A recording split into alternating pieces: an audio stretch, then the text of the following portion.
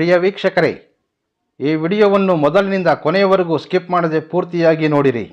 ಹಾಗೆ ಈ ನಮ್ಮ ಚಾನೆಲ್ ಸಬ್ಸ್ಕ್ರೈಬ್ ಮಾಡಿಕೊಳ್ಳಿ. ನಾವು ನಿಮಗಾಗಿ ಮಾಡುವ ಪ್ರತಿಯೊಂದು ವಿಡಿಯೋಗಳು ನಿಮಗೆ ನೋಟಿಫಿಕೇಶನ್ ಆಗಿ ದೊರೆಯಲು ಪಕ್ಕದಲ್ಲಿ ಬರುವಂತಹ ಬೆಲ್ ಐಕನ್ ಕ್ಲಿಕ್ ಮಾಡಿಕೊಳ್ಳಿ. ಓಂ ಶ್ರೀ ಗುರುಭ್ಯೋ ನಮಃ. ಓಂ ನಮೋ ಕಾಳಿಕಾಯೇ ನಮಃ. ವೀಕ್ಷಕರಿಗೆಲ್ಲ ಶ್ರೀ ಅಂಬಾ ಭವಾನಿ ಜ್ಯೋತಿಷ್ಯಂ ಚಾನೆಲ್ಗೆ ಸ್ವಾಗತ. ಈ ದಿನ ಅತಿ ಪುರಾತನವಾದ ಶಕ್ತಿಯುತವಾದ ವಶೀಕರಣ ಮಂತ್ರ ಮತ್ತು ತಂತ್ರ ವಿಧಾನವನ್ನು ತಿಳಿದುಕೊಳ್ಳೋಣ. ವೀಕ್ಷಕರೇ, ನೀವು ನಿಮ್ಮ ಅಮೂಲ್ಯವಾದ ಸಮಯವನ್ನು ನೀಡಿ ನಮ್ಮ ವಿಡಿಯೋವನ್ನು ವೀಕ್ಷಿಸುತ್ತಿರತಕ್ಕಂತಹ ನಿಮ್ಮೆಲ್ಲರಿಗೂ ತಾಯಿ ಭವಾನಿ ದೇವಿಯ ಅನುಗ್ರಹ ಸದಾ ಇರಲಿ. ತಾವು ಮಾಡುವಂತಹ ಪ್ರತಿಯೊಂದು ಕಾರ್ಯಗಳಲ್ಲಿ ಭವಾನಿ ದೇವಿಯು ನಿಮ್ಮೊಂದಿಗಿದ್ದು ನಿಮ್ಮ ಪ್ರತಿ ಕಾರ್ಯದಲ್ಲಿಯೂ ನಿಮಗೆ ಜಯವನ್ನು ಗಳಿಸಲಿ ಎಂದು ನಾನು ಮನಸ್ಫೂರ್ತಿಯಾಗಿ ಪ್ರಾರ್ಥಿಸುತ್ತೇನೆ. ಇತ್ತೀಚಿನ ದಿನಗಳಲ್ಲಿ ನೀವು ಹೆಚ್ಚಾಗಿ ಕಾಣುತ್ತಿರತಕ್ಕಂತಹ ಸಮಸ್ಯೆ ಎಂದರೆ, ನಾವು ಹೆಚ್ಚಾಗಿ ಇಷ್ಟಪಟ್ಟಂತಹ ವ್ಯಕ್ತಿಗಳು ನಮ್ಮಿಂದ ದೂರವಾಗುವುದು. ಅನೇಕ ಕುಟುಂಬಗಳಲ್ಲಿ ದಂಪತಿಗಳಲ್ಲಿ ಅನ್ಯೋನ್ಯತೆ ಇಲ್ಲದೆ ಒಬ್ಬರಿಂದ ಒಬ್ಬರು ಬೇರೆಯಾಗುವುದು, ವಿವಾಹ ವಿಚ್ಛೇದನೆ ಪಡೆಯಲು ಮುಂದಾಗುವುದು, ಕುಟುಂಬ ಸದಸ್ಯರಲ್ಲಿ ಭಿನ್ನಾಭಿಪ್ರಾಯಗಳಿದ್ದು, ಪ್ರೀತಿಸಿದಂತಹ ಪ್ರೇಮಿ ನಮ್ಮನ್ನು ಈಗ ಬೇಡವೆಂಬುದು, ನನ್ನಿಂದ ಆ ವ್ಯಕ್ತಿ ದೂರ ಹೋಗುವುದು. ಈ ರೀತಿಯ ಸಮಸ್ಯೆಗಳಿಗೆ ಶೀಘ್ರ ಫಲಪ್ರದಾಯಕ ಪರಿಹಾರವಾದಂತಹ ಒಂದು ತಂತ್ರ, ವಶೀಕರಣ ತಂತ್ರವನ್ನು ಇಂದಿನ ಈ ಸಂಚಿಕೆಯಲ್ಲಿ ತಿಳಿಸುತ್ತೇನೆ. ವಿಡಿಯೋ ಪ್ರಾರಂಭಿಸುವ ಮುನ್ನ ವೀಕ್ಷಕರೇ, ಕೂಡಲೇ ಈ ವಿಡಿಯೋವನ್ನು ಲೈಕ್ ಮಾಡಿ, ಜೈ ಅಂಬಾ ಭವಾನಿ ಮಾತೆ ಎಂದು ಕಮೆಂಟ್ ಮಾಡಿ.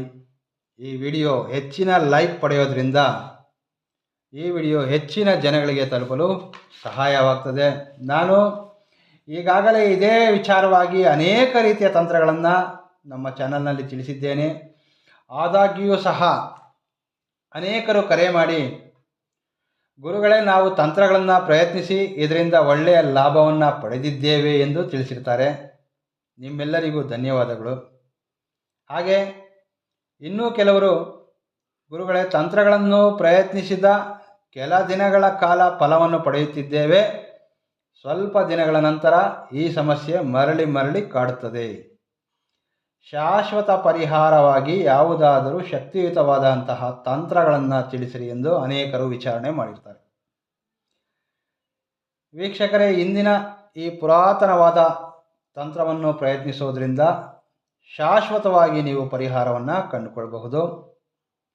ಮೊದಲಿಗೆ ಒಂದು ಯಂತ್ರವನ್ನು ರಚನೆ ಮಾಡಬೇಕಾಗಿರ್ತದೆ. ನಾನೀಗ ನಿಮಗೆ ಯಂತ್ರವನ್ನು ರಚನೆ ಮಾಡೋದನ್ನು ತೋರಿಸಿಕೊಡ್ತೇನೆ. ತುಂಬ ಸರಳವಾಗಿರ್ತಕ್ಕಂತಹ ಯಂತ್ರ, ಹೆಚ್ಚಿಗೆ ಏನು ಸಮಯ ತೆಗೆದುಕೊಳ್ಳೋದಿಲ್ಲ. ಈ ರೀತಿ ಒಂದು ಚೌಕಾಕಾರವನ್ನು ಬರೀಬೇಕು. ಅನೇಕರು ಕರೆ ಮಾಡ್ತಿದ್ದೀರಾ, ತಂತ್ರ ವಿಧಾನಗಳಿಂದ ಸಾಕಷ್ಟು ಲಾಭ ಪಡೆದಿದ್ದೇವೆ ಅಂತ. ತುಂಬ ಸಂತೋಷ. ನಾನು ಆಗಲೇ ಹೇಳಿದೆ, ನೀವು ಮಾಡ್ತಕ್ಕಂತಹ ಕಾರ್ಯಗಳಲ್ಲಿ ಭವಾನಿ ದೇವಿಯು ನಿಮ್ಮೊಂದಿಗಿದ್ದು ನಿಮ್ಮೆಲ್ಲ ಕಾರ್ಯಗಳಲ್ಲಿ ನಿಮಗೆ ಜಯ ಸಿಗಲಿ ಅಂತ ನಾನು ಸಹ ಮನಸ್ಫೂರ್ತಿಯಾಗಿ ಪ್ರಾರ್ಥನೆ ಮಾಡ್ತೇನೆ. ಎಡದಿಂದ ಬಲಭಾಗಕ್ಕೆ 4 ಮನೆಗಳು ಬರುವ ರೀತಿ, ಮೇಲಿಂದ ಕೆಳಭಾಗಕ್ಕೆ 3 ಮನೆಗಳು ಬರುವ ರೀತಿ ಒಂದು ಚೌಕಾಕಾರದ ಬಾಕ್ಸ್ಗಳನ್ನು ರಚನೆ ಮಾಡಿಕೊಳ್ಬೇಕು. ಹಾಗೆ ಈ ಯಂತ್ರದಲ್ಲಿರ್ತಕ್ಕಂತಹ ಈ ಬಾಕ್ಸ್ಗಳಲ್ಲಿ ಕೆಲವೊಂದು ಬೀಜಾಕ್ಷರಗಳನ್ನು ಬರೀಬೇಕು. ಈ ಯಂತ್ರದಲ್ಲಿ ನಾವು ಬಳಸ್ತಕ್ಕಂಥದ್ದು 2 ಬೀಜಾಕ್ಷರಗಳನ್ನು. ಮೊದಲಿಗೆ ಓಂ, ಕ್ಲೀಂ, ಕ್ಲೀಂ, ಓಂ. ನಂತರ 2ನೇ ಸಾಲಿನಲ್ಲಿ ಕ್ಲೀಂ, ಕ್ಲೀಂ, ಕ್ಲೀಂ ಮತ್ತು ಕ್ಲೀಂ. 3ನೇ ಸಾಲಿನಲ್ಲಿ ಓಂ, ಕ್ಲೀಂ,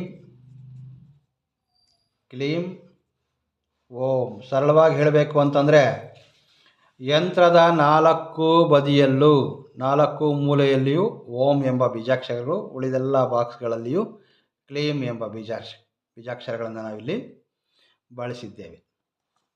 ಯಂತ್ರದ ಈ ಮೂಲೆ ಭಾಗಗಳಲ್ಲಿ ಕೆಲವೊಂದು ದೈವಿಕ ಸಂಖ್ಯೆಗಳನ್ನು ಬರೆಯಬೇಕಾಗಿರ್ತದೆ. ಮೊದಲಿಗೆ ಮೇಲ್ಭಾಗದಲ್ಲಿ 77, ಮಧ್ಯಭಾಗದಲ್ಲಿ 18, 51, ನಂತರ 19, ಈ ಸ್ಥಳದಲ್ಲಿಯೂ 19 ಎಂಬ ಸಂಖ್ಯೆಯನ್ನು ಬರೆದು ಕೆಳಭಾಗದಲ್ಲಿ 67, 21, ನಂತರ 5, 7, 57 ನಿಮಗೆ ಕಾಣಿಸಿದೆ ಎಂದು ನಾನು ಭಾವಿಸ್ತೇನೆ. ಈ ರೀತಿಯ ಒಂದು ಯಂತ್ರವನ್ನು ರಚನೆ ಮಾಡಿಕೊಳ್ಬೇಕು.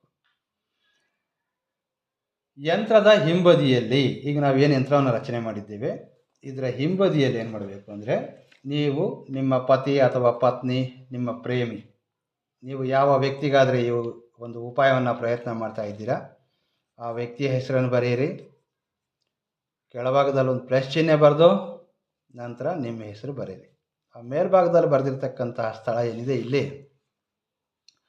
ನೀವು ಈ ಉಪಾಯವನ್ನು ಪ್ರಯತ್ನ ಮಾಡ್ತಾ ಇರ್ತಕ್ಕಂಥದ್ದು ಅದು ಯಾವ ವ್ಯಕ್ತಿಗೆ ಸಂಬಂಧಿಸಿದ ಹಾಗೆ ಈ ಒಂದು ಉಪಾಯವನ್ನು ಪ್ರಯತ್ನ ಮಾಡ್ತಾ ಇದ್ದೀರಿ, ಆ ವ್ಯಕ್ತಿಯ ಹೆಸರನ್ನು ಮೇಲ್ಭಾಗದಲ್ಲಿ ಬರೆದಿರಬೇಕು.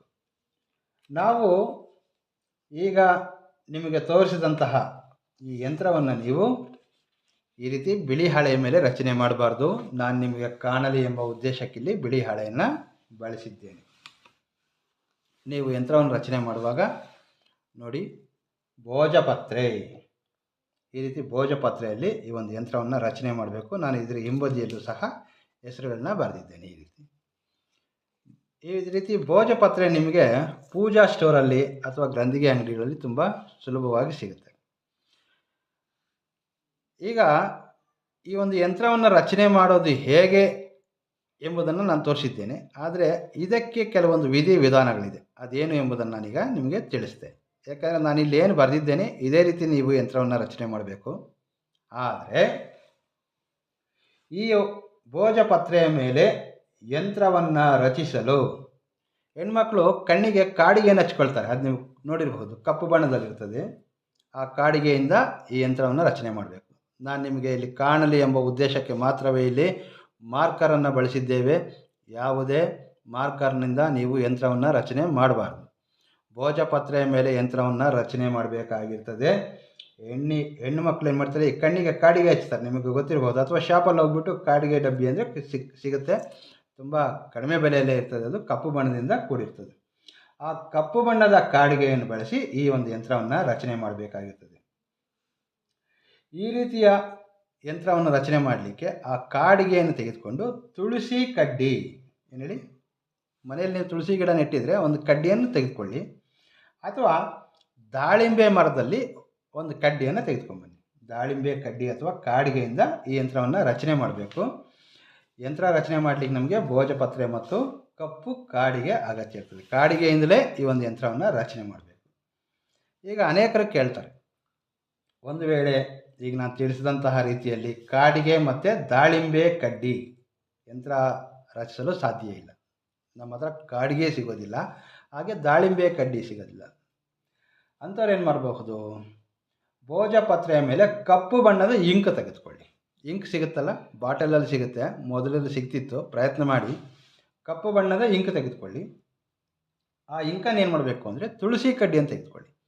ತುಳಸಿ ಕಡ್ಡಿಯಲ್ಲಿ ಇಂಕನ್ನು ತೆಗೆದುಕೊಂಡು ನಾವು ಭೋಜಪತ್ರೆಯ ಮೇಲೆ ಯಂತ್ರವನ್ನು ರಚನೆ ಮಾಡಬಹುದು. ಈಗ ನಾವು ಯಂತ್ರವನ್ನು ರಚನೆ ಮಾಡಿದ್ದೇವೆ, ಕಪ್ಪು ಬಣ್ಣದಾಗಿರಬೇಕು. ನಾನಿಲ್ಲಿ ಬಳಸಿದ್ದೇನೆ ಹಸಿರು ಬಣ್ಣದ ಒಂದು ಮಾರ್ಕರ್ನ. ಈ ರೀತಿ ಮಾಡಬಾರ್ದು. ಭೋಜಪತ್ರೆಯ ಮೇಲೆ ಕಪ್ಪು ಕಾಟಿಕೆಯಿಂದ ಬರೀಬೇಕು ಅಥವಾ ಕಪ್ಪು ಇಂಕಿಂದ ಬರೀಬಹುದು. ಬರೀಲಿಕ್ಕೆ ತುಳಸಿ ಕಡ್ಡಿ ಅಥವಾ ದಾಳಿಂಬೆ ಕಡ್ಡಿಯನ್ನು ಬಳಸಬೇಕಾಗಿರ್ತದೆ. ಈಗ ನಾವು ಒಂದು ವಸ್ತ್ರವನ್ನು ತೆಗೆದುಕೊಳ್ಬೇಕು. ನಾನಿಲ್ಲಿ ನೀಲಿ ಬಣ್ಣದಂತಹ ಒಂದು ವಸ್ತ್ರವನ್ನು ಬಳಸಿದ್ದೇನೆ. ನಿಮಗೆ ನೀಲಿ ಬಣ್ಣದ್ದು ಬಳಸಬೇಕು ಅನ್ನೋದು ಏನಿಲ್ಲ, ಕಪ್ಪು ಬಣ್ಣದ್ದಾದರೂ ಸಹ ನೀವಿಲ್ಲಿ ಒಂದು ವಸ್ತ್ರವನ್ನು ಬಳಸಬಹುದು. ಹಾಗೆ ಈ ಒಂದು ಯಂತ್ರವನ್ನು ಸ್ವಲ್ಪ ಮಟ್ಟಿಗೆ ಪಕ್ಕದಲ್ಲಿಟ್ಕೊಳ್ಳೋಣ. ಈಗ ನಾವು ಒಂದು ಬಣ್ಣದ ವಸ್ತ್ರವನ್ನು, ಕಪ್ಪು ಬಣ್ಣದ್ದಾಗಲಿ ಅಥವಾ ಈ ರೀತಿ ನೀಲಿ ಬಣ್ಣದ್ದಾದರೂ ಬಳಸಬಹುದು. ಮೊದಲಿಗೆ ವಸ್ತ್ರದ ಮೇಲೆ ಅರಿಶಿನ,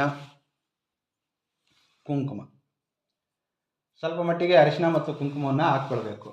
ನಂತರ ನೋಡಿ, ಇದು ಗೌರಿ ಬಳೆ ಅಂತ ಹೇಳ್ತೀವಿ, ಕಪ್ಪು ಬಣ್ಣದಲ್ಲಿರ್ತದೆ. ಇದು ಸಹ ನಿಮಗೆ ಪೂಜಾ ಸ್ಟೋರಲ್ಲಿ ಅಥವಾ ಗ್ರಂಥಿಗೆ ಅಂಗಡಿಗಳಲ್ಲಿ ಸಿಗುತ್ತೆ. ಕಪ್ಪು ಬಣ್ಣದಲ್ಲಿರ್ತದೆ ಬಳೆಗಳು. ಗೌರಿ ಬಳೆ ಅಂತ ಕೇಳಿದ್ರೆ ಇದು ಸಿಗುತ್ತೆ ನಿಮಗೆ. ಚಿಕ್ಕ ಸೈಜಲ್ಲಿ ಬರುತ್ತೆ ನೋಡಿ, ಈ ರೀತಿ. ಇವು ನಮಗೆ 4 ಸಂಖ್ಯೆಯಲ್ಲಿ ಬೇಕಾಗಿರ್ತದೆ. ನಾವೀಗ ಈ ಒಂದು ವಸ್ತ್ರದಲ್ಲಿ ಈ ಗೌರಿ ಬಳೆಗಳು 4 ಸಹ ಇರಿಸ್ತಾ ಇದ್ದೇವೆ. ಬಹಳ ಸುಲಭವಾಗಿ ಸಿಗುತ್ತೆ ಪೂಜಾ ಸ್ಟೋರಲ್ಲೆಲ್ಲ. ಗೌರಿ ಬಳೆ ಅಂತ ಕೇಳಿದ್ರೆ ಈ ರೀತಿ ಕಡಿಮೆ ಬೆಲೆಯಿಂದ ಕೂಡಿರ್ತದೆ. ಈ ಥರದ್ದು ತೆಗೆದುಕೊಂಡು ಬನ್ನಿ. ನಮಗೆ 4 ಆದರೆ ಸಾಕು. 4 ಗೌರಿ ಬಳೆಗಳನ್ನು ನಾವಿಲ್ಲಿ ವಸ್ತ್ರದಲ್ಲಿ ಇಟ್ಕೊಂಡಿದ್ದೇವೆ. ಈಗ ನಾವು ಬರೆದಿರ್ತಕ್ಕಂತಹ ಈ ಯಂತ್ರ ಏನಿದೆ, ಭೋಜಪತ್ರೆಯಲ್ಲಿ ರಚನೆ ಮಾಡಿರ್ತಕ್ಕಂತಹ ಯಂತ್ರ, ಇದನ್ನು ನಾವು ಈಗ ಫೋಲ್ಡ್ ಮಾಡಿ ಈಗ ವಸ್ತ್ರದಿಂದ ಒಂದು ಗಂಟನ್ನಾಗಿ ಮಾಡಿಕೊಳ್ಳೋಣ. ನೀವು ದಾರದ ಸಹಾಯದಿಂದ ಗಂಟು ಮಾಡಬಹುದು. ನಾನಿಲ್ಲಿ ನಿಮಗೆ ತೋರಿಸಲಿಕ್ಕೆ ಒಂದು ಚಿಕ್ಕದಾಗಿ ಒಂದು ಗಂಟನ್ನು ಮಾಡಿಕೊಳ್ತಾ ಇದ್ದೀನಿ. ಒಂದು ದಾರ ತೆಗೆದುಕೊಂಡು ಬೇಕಿದ್ರೆ ಇದನ್ನು ನೀಟಾಗಿ ಸುತ್ತಕೊಳ್ಬಹುದು ನೀವು ಈ ರೀತಿ. ಈಗ ನಾನು ನಿಮ್ಗೆ ತೋರಿಸಲಿಕ್ಕೆ ಅಂತ ಒಂದು ಗಂಟನ್ನಾಗಿ ಮಾಡಿದ್ದೇನೆ. ಈಗ ಬಹಳಷ್ಟು ಜನ ತಂತ್ರ ವಿಧಾನಗಳನ್ನು ಮಾಡುವಾಗ ಪೂರ್ತಿ ವಿಡಿಯೋ ನೋಡೋದಿಲ್ಲ. ಅನಗತ್ಯವಾಗಿ ಅರ್ಥವಾಗೋ ರೀತಿಯಲ್ಲೇ ಹೇಳಿರ್ತೇನೆ. ಯಾವುದು ನಾನು ನಿಮಗೆ ಹೇಳುವಾಗ ವಿಚಾರಗಳನ್ನು ಮರ್ತಿರೋದಿಲ್ಲ. ಆದಾಗ್ಯೂ ನಾನೊಂದು ವೇಳೆ ಏನನ್ನು ಮರ್ತಿದ್ರೆ ನೀವು ಕಮೆಂಟಲ್ಲಿ ಕೇಳಿ, ನಾನು ಖಂಡಿತ ಉತ್ತರಿಸ್ತೇನೆ. ಪೂರ್ತಿ ವಿಡಿಯೋ ನೋಡಬೇಕು. ಆಗಲೇ ನಿಮಗೆ ತಂತ್ರ ವಿಧಾನಗಳು ಮಾಡುವಂತಹ ಅದಕ್ಕೆ ಸಂಬಂಧಿಸಿದ ವಿಧಿವಿಧಾನಗಳೆಲ್ಲವೂ ನಿಮಗೆ ಸಂಪೂರ್ಣವಾಗಿ ಅರ್ಥವಾಗುತ್ತೆ. ಈಗ ನಾವು ಈ ಗಂಟನ್ನಾಗಿ ಮಾಡ್ಕೊಂಡಿದ್ದೇವೆ. ಈ ವಸ್ತುಗಳನ್ನೆಲ್ಲ ಸೇರಿರ್ತಕ್ಕಂತಹ ಈ ಗಂಟನ್ನು ನಿಮ್ಮ ಬಲಗೈಯಲ್ಲಿ ಇಟ್ಕೊಳ್ಬೇಕು. ಈ ರೀತಿ ಬಲಗೈಯಲ್ಲಿ ಇಟ್ಕೊಂಡು ನಾನು ಈಗ ಹೇಳಲು ಹೊರಟಿರ್ತಕ್ಕಂತಹ ಅತಿ ಪುರಾತನವಾದಂತಹ ಒಂದು ವಶೀಕರಣದ ಮಂತ್ರವನ್ನು ಜಪಿಸಬೇಕಾಗಿರ್ತದೆ. ಓಂ ಕಾಮೇಶ್ವರಾಯ ಕಾಮಾಯ ಕಾಮಫಲಾಯ ಕಾಮಿನೇ ನಮಃ ಕಾಮವಿಹಾರಾಯ ಕಾಮರೂಪಧರಾಯ ಚ. ಈ ಮಂತ್ರವನ್ನು ನೀವು 116 ಬಾರಿ ಜಪಿಸಬೇಕು. ಮಂತ್ರವನ್ನು ಡಿಸ್ಪ್ಲೇ ಮೇಲೆ ಹಾಕಲಿಕ್ಕೆ ಪ್ರಯತ್ನ ಮಾಡ್ತೇನೆ. ಇನ್ನೊಮ್ಮೆ ಮಂತ್ರವನ್ನು ಹೇಳ್ತೇನೆ. ಓಂ ಕಾಮೇಶ್ವರಾಯ ಕಾಮಾಯ ಕಾಮಫಲಾಯ ಕಾಮಿನೇ ನಮಃ ಕಾಮವಿಹಾರಾಯ ಕಾಮರೂಪಧರಾಯ ಚ. ಈ ರೀತಿ ಮಂತ್ರವನ್ನು ತಾವು 116 ಬಾರಿ ಜಪಿಸಬೇಕಾಗಿರ್ತದೆ. ಮಂತ್ರವನ್ನು ಜಪಿಸುವಾಗ ಈ ಒಂದು ವಸ್ತ್ರದಲ್ಲಿರತಕ್ಕಂತಹ ಗಂಟನ್ನು ಬಲಗೈಯಲ್ಲಿ ಇಟ್ಕೊಂಡಿರಬೇಕು. ಹಾಗೆ ನೀವು ಯಾವ ವ್ಯಕ್ತಿಗಾಗಿ ಈ ಕಾರ್ಯವನ್ನು ಪ್ರಯತ್ನ ಮಾಡ್ತಿದ್ದೀರೋ ಆ ವ್ಯಕ್ತಿಯ ಮುಖ ಚೆಹರೆಯನ್ನು ಮನದಲ್ಲಿ ನೆನೆಯುತ್ತಾ ಈ ಶಕ್ತಿಯುತವಾದ ಮಂತ್ರವನ್ನು 116 ಬಾರಿ ಜಪಿಸಬೇಕಾಗಿರ್ತದೆ. ನಾವು ಈ ಮಂತ್ರದಲ್ಲಿ ಆ ವ್ಯಕ್ತಿಯ ಹೆಸರನ್ನು ಸೇರಿಸುವಂತಹ ಅಗತ್ಯ ಇಲ್ಲ. ಹಾಗಾಗಿ ಯಾವ ವ್ಯಕ್ತಿಗಾಗಿ ನಾವು ಈ ಒಂದು ಕಾರ್ಯವನ್ನು ಮಾಡ್ತಾ ಇದ್ದೇವೆ ಆ ವ್ಯಕ್ತಿಯ ಮುಖ ಚೆಹರೆಯನ್ನು ಮನದಲ್ಲಿ ನೆನೆಸ್ಕೊಂಡು ನಾನೀಗ ಹೇಳಿದಂತಹ ಮಂತ್ರವನ್ನು ತಾವು 116 ಬಾರಿ ಜಪಿಸಬೇಕಾಗಿರ್ತದೆ. ಅನೇಕ ಬಾರಿ ನಾವು ಎಷ್ಟೇ ಪ್ರೀತಿಸಿದರೂ ಎದುರು ವ್ಯಕ್ತಿಗೆ ನಮ್ಮ ಪ್ರೀತಿ ಅರ್ಥವೇ ಆಗೋದಿಲ್ಲ. ಕೆಲವರು ಮೊಂಡು ಹಾಗೂ ಕಠಿಣ ಮನಸ್ಸಿಂದ ಕೂಡಿರ್ತಾರೆ. ತಂತ್ರಶಾಸ್ತ್ರಗಳಲ್ಲಿ ತಿಳಿಸಲಾಗಿರ್ತಕ್ಕಂತಹ ಈ ಶಕ್ತಿಯುತವಾದ ಮಂತ್ರವನ್ನು ಬಳಸಿ ಈ ಪರಿಹಾರವನ್ನು ಮಾಡಿಕೊಳ್ಳೋದ್ರಿಂದ ಆ ವ್ಯಕ್ತಿ ಸದಾ ನಿಮ್ಮೊಂದಿಗೆ ಸಂತೋಷದಿಂದ ನಡೆದುಕೊಳ್ತಾರೆ. ಇನ್ನು ಕೆಲವು ವ್ಯಕ್ತಿಗಳು ಕುಟುಂಬವನ್ನು ಬೇಡವೆಂದು ನಿಮ್ಮನ್ನು ತಿರಸ್ಕರಿಸಿ ದೂರ ಹೋಗಿರ್ತಾರೆ. ಅಂದರೆ ನಿಮ್ಮ ಪತಿ, ಪತ್ನಿ ಅಥವಾ ನಿಮ್ಮ ಪ್ರೇಮಿ ನಿಮ್ಮನ್ನು ಬೇಡವೆಂದು ನಿಮ್ಮನ್ನು ತಿರಸ್ಕರಿಸಿ ನಿಮ್ಮಿಂದ ದೂರ ಹೋಗಿರ್ತಾರೆ. ಅಂತಹ ವ್ಯಕ್ತಿಗಳು ಯಾವುದೇ ರೀತಿಯಲ್ಲಿ ನಿಮ್ಮ ಸಂಪರ್ಕಕ್ಕೆ ಇರೋದಿಲ್ಲ. ದಂಪತಿಗಳು ಬೇರೆಯಾಗಿರ್ತಾರೆ, ಪ್ರೇಮಿ ದೂರವಾಗಿರ್ತಾರೆ. ಎಷ್ಟೇ ಪ್ರಯತ್ನಿಸಿದರೂ ನೀವೇ ಸ್ವತಃ ಎಷ್ಟೇ ಕ್ಷಮೆ ಯಾಚಿಸಿದರೂ ಅವರು ನಿಮ್ಮನ್ನು ಸೇರಲು ಒಪ್ತಾ ಇರೋಲ್ಲ. ನಿಮ್ಮೆಲ್ಲ ಫೋನ್ ಕಾಲ್ಗಳನ್ನು ಬ್ಲಾಕ್ ಮಾಡಿರ್ತಾರೆ. ನಿಮ್ಮ ಧ್ವನಿ ಕೇಳಿದ ಕೂಡಲೇ ಇನ್ನೆಂದಿಗೂ ನನ್ನನ್ನು ಸಂಪರ್ಕಿಸಬೇಡ ಎಂದು ಉತ್ತರ ಕೊಡ್ತಾರೆ. ಹೀಗೆ ಈ ಸಮಸ್ಯೆಗಳೆಲ್ಲ ಈ ತಂತ್ರವಿಧಾನ ನಿಮಗೆ ರಾಮಬಾಣವಾಗಿರ್ತದೆ. ತಂತ್ರಗಳನ್ನು ಪ್ರಯತ್ನಿಸುವಾಗ ನಾವು ಮಾಡುವಂತಹ ಕಾರ್ಯಗಳಲ್ಲಿ ನಂಬಿಕೆ, ವಿಶ್ವಾಸವನ್ನಿಟ್ಟು ಪ್ರಯತ್ನಿಸಬೇಕು. ನಂಬಿಕೆಯಿಂದ ತಂತ್ರವನ್ನು ಪ್ರಯತ್ನಿಸೋದ್ರಿಂದ ಶೀಘ್ರವಾಗಿ ಲಾಭವನ್ನು ಪಡಿಬಹುದು. ನಿಮ್ಮಿಂದ ದೂರವಾದಂತಹ ವ್ಯಕ್ತಿ ತಾನಾಗಿಯೇ ನೀವೆಲ್ಲಿ ಇರುವಿರೋ ಅಲ್ಲಿಗೆ ಬಂದು ನಿಮ್ಮನ್ನು ಸೇರೋದ್ರಲ್ಲಿ ಸಂಶಯವೇ ಇಲ್ಲ. 116 ಬಾರಿ ಮಂತ್ರ ಪಠಣೆ ಸಮಾಪ್ತಿಯಾದ ನಂತರ ವೀಕ್ಷಕರೇ, ಮಂತ್ರವನ್ನು ಇನ್ನೊಮ್ಮೆ ಹೇಳ್ತೇನೆ. ಓಂ ಕಾಮೇಶ್ವರಾಯ ಕಾಮಾಯ ಕಾಮಫಲಾಯ ಕಾಮಿನೇ ನಮಃ ಕಾಮವಿಹಾರಾಯ ಕಾಮರೂಪಧರಾಯ ಚ. ಮಂತ್ರವನ್ನು ಪಠಿಸಿದ ನಂತರ ಒಂದು ಚಿಕ್ಕದಾಗಿರ್ತಕ್ಕಂತಹ ಒಂದು ಗಾಜಿನ ಪಾತ್ರೆ ತಗೊಳ್ಳಿ, ಅಥವಾ ಗಾಜಿನ ಒಂದು ಬಾಟಲ್ ಆದರೂ ಸರಿ. ಆ ಬಾಟಲ್ ಅಥವಾ ಒಂದು ಚಿಕ್ಕ ನೋಡಿ ಒಂದು 3 ಇಂಚ್ ಸೈಜಲ್ಲಿ ಇರ್ತಕ್ಕಂಥದ್ದು ನಾವು ಇದನ್ನು ಗಾಜಿನ ಪಾತ್ರೆಯಲ್ಲಿ ಇಡಬೇಕು. ಈ ಗಂಟನ್ನು ಆ ಸೈಜಲ್ಲಿ ಇರ್ತಕ್ಕಂತಹ ಒಂದು ಗಾಜಿನ ಡಬ್ಬಿ ತಗೊಳ್ಳಿ. ಆ ಗಾಜಿನ ಪಾತ್ರೆ ಅಥವಾ ಆ ಡಬ್ಬಿಯಲ್ಲಿ ಸ್ವಲ್ಪ ಮಧು ಅಂದರೆ ಜೇನುತುಪ್ಪವನ್ನು ತೆಗೆದುಕೊಂಡು ಆ ಗಾಜಿನ ಪಾತ್ರೆಯಲ್ಲಿ ಜೇನನ್ನು ತುಂಬಿಸ್ಕೊಳ್ಳಿ. ನಂತರ ಏನು ಮಾಡಬೇಕು, ಆ ಜೇನಲ್ಲಿ ಬಾಟಲಲ್ಲಿ ನಾವು ಜೇನುತುಪ್ಪವನ್ನು ಹಾಕಿದ್ದೇವೆ. ಈ ವಸ್ತ್ರದಲ್ಲಿ ಮಾಡಿರ್ತಕ್ಕಂತಹ ಈ ಗಂಟನ್ನು ಆ ಗಾಜಿನ ಬಾಟಲಲ್ಲಿ ಇಟ್ಬಿಟ್ಟು ಆ ತುಪ್ಪದಲ್ಲಿ ಮುಳುಗೋ ರೀತಿಯಲ್ಲಿ ಈ ಗಂಟವನ್ನು ಇಡಬೇಕಾಗಿರ್ತದೆ. ತುಂಬ ಸುಲಭವಾಗಿರ್ತಕ್ಕಂತಹ ಪರಿಹಾರ. ಇವೆಲ್ಲವೂ ನೀವು ನಿಮ್ಮ ಮನೆಯಲ್ಲೇ ಮಾಡಿಕೊಳ್ಬಹುದು. ಏನು ಖರ್ಚಿಂದ ಕೂಡಿರುವಂಥದ್ದು ಅಲ್ಲ, ಯಾರ ಸಹಾಯವೂ ನಿಮಗೆ ಬೇಕಾಗಿಲ್ಲ. ಈಗ ಗಾಜಿನ ಪಾತ್ರೆಯಲ್ಲಿ ಜೇನುತುಪ್ಪ ತೊಗೊಂಡಿದ್ದೀವಿ. ಜೇನುತುಪ್ಪದಲ್ಲಿ ನಾವು ಈ ಗಂಟನ್ನು ಇಟ್ಟಿದ್ದೇವೆ. ಅದು ಗಾಜಿನ ಲೋಟವಾದರೂ ಸರಿ, ಅದಕ್ಕೆ ಮುಚ್ಚಳ ಇದ್ದರೂ ಸಮಸ್ಯೆ ಇಲ್ಲ, ಇಲ್ಲದಿದ್ರೂ ಸಮಸ್ಯೆ ಇಲ್ಲ. ಬಾಟಲಿ ಇದ್ದರೆ ಇದನ್ನು ಬಾಟಲಿಯಲ್ಲಿಟ್ಟು ಮುಚ್ಚಳ ಸಹ ಹಾಕ್ಬೋದು, ತೊಂದರೆ ಇಲ್ಲ.